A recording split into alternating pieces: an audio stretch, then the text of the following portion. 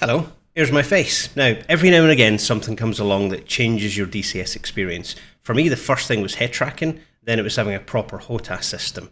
Then it was VR. Now, I had the Quest 1, and at the time it was cool, but it was severely lacking. The text was all blurry, and it was like looking through a screen door. Then I got the Quest 2, which is in a drawer somewhere now. And that took a lot of tweaking to get to the right area of looks versus performance. But I was convinced that VR was probably the way ahead for flight sims. Fast forward then to a few weeks ago when Pimax contacted me and said, would I like to test their Crystal Light headset? And of course I said, yeah. So they were clear, and I was as well, that if they're going to send me this, the review is going to be my thoughts, my opinions, nothing to do with them. It's all based on how I feel about this headset. Now, there are good bits and there are bad bits, and I'm going to discuss them now. So see if this is worth your money for DCS World. So, let's get cracking.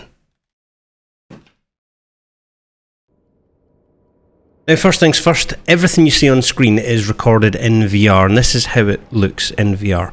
Now, it's available for use with both DCS Standalone and DCS Steam. It doesn't matter which version you have, it works with both pretty much out the box. So you need to download the Pimax software to run on your computer, and then it's literally plug and play. It connects with a USB 3 and a DisplayPort adapter, and then it's got its own little power cable. Now, that power cable for me is a win-win, because it means you're not having to worry about a battery running down like we did in the Quest 2. Now, I know there's separate battery packs and stuff you can get for it, but straight out the box, this thing is going to give you longevity of play, which is brilliant. Now, performance-wise, I was a bit concerned because my system is getting a bit older. I've got an AMD Ryzen 7 5800X as my CPU. My GPU is an NVIDIA GeForce RTX 3080, and I thought it might not be able to cope with it. However, tweaking a few little settings in the Pimax headset itself and in DCS, and what you can see on screen is the visuals I see in the game. Now, I tried it in Warbirds, I tried it in Fast Jets, because I wanted to see if I can read the text and everything correctly. Now, every single button, every single dial, every single number, the HUD is crystal clear, hence Crystal Light. It is absolutely astounding, the visual fidelity that is in this headset. Each of the each of the eyes are 2880 by 2880, and the graphics you see on screen, it's honestly night and day compared to what the Quest 2 was. It is outstandingly good visually. Flying the A-10, the aircraft that's got the most buttons and dials, I think.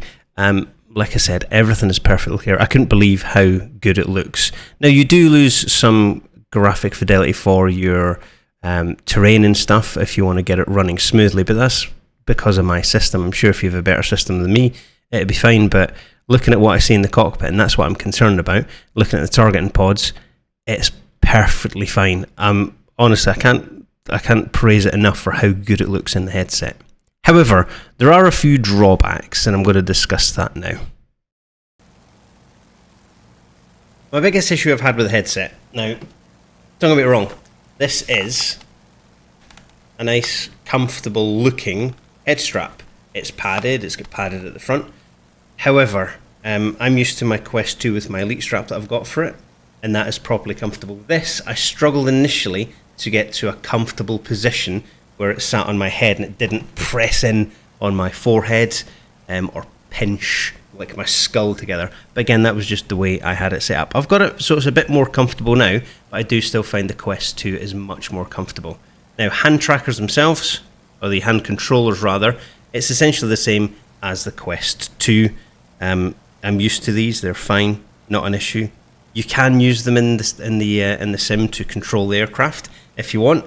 I've never enjoyed that. I've done videos about that before, and you've seen, because I have my HOTAS. Why would I use a hand tracker? But again, depending on who you are, depending on what system you have, you might want to use them. You can. I wouldn't recommend it. So from the website, you can see there, like I said, 2080 by 2080 resolution per eye, glass aspheric lenses with a large sweet spot, and I can confirm the vision in it is brilliant. Initially, when I was struggling to get it fixed, it was like a little letterbox looking through, but then I've adjusted it so it was perfectly fine. Easy setup, and it is, and it's got 3.5mm jack so you can plug in your own headphones, and it's also got 2 microphones so you can use it for SRS and talking in multiplayer and stuff like that. It's very good. But how much does it cost, Pascale? Well, let me tell you.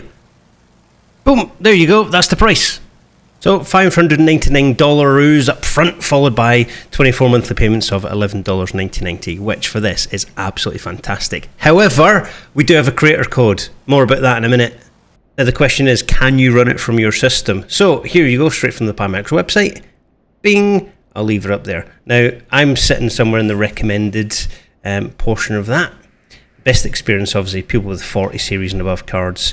I wouldn't recommend minimum requirement. I would have at least a system similar to mine. But best experience, if you get a better system than mine, which most of you probably will, then yeah, you can run it. And when you do, you realise that it's light years ahead of the Quest 2, for example. I can't speak for other headsets because I've not tried them. I've only had the Quest 2 most recently.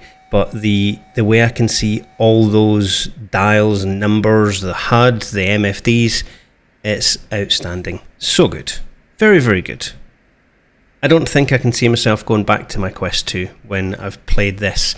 I've not tried it yet in Flight Sim, but I have tried it in IL2 and it worked just as well. But in DCS, it's spectacular. So regarding that creator code and discount, so from when this video goes live to celebrate our first collaboration with Pimax, 48 hours after this video goes live, you will have a 6-hour window where you'll get 10% off using this creator code on screen now. Which is why you should have the notification bell. Am I right? I'm right. Additionally, after that first 48 hours, after that period has gone, there will be another code which will give you 3% off if you use my creator code. More details of that will be linked in other videos. You get money off, I get a little bit of commission, and then we all have Pimax headsets that we can fly in VR and DCS and go, why have I not been doing this the entire time? This is fantastic.